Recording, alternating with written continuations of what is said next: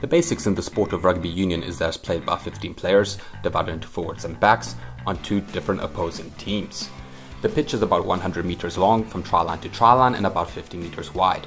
The main goal is to outscore the opposition team, and the key rule of rugby is that the pass must go in a flat or backwards motion to achieve your objective to score. Yet, you may kick the ball anywhere in general play. The first markings on the pitch to note are the dead ball line and the try line.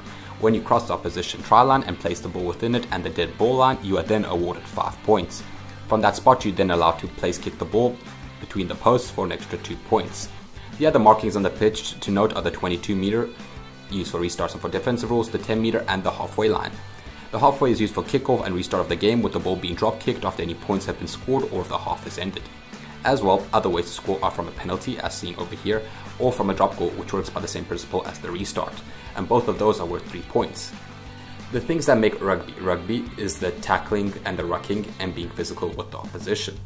The ability to face tough decisions and to steal the ball from the opposition and change the outcome of a game.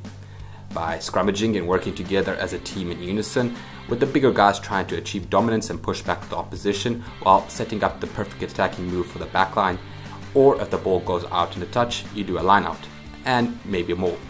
Well, maybe. Those are the basics of rugby.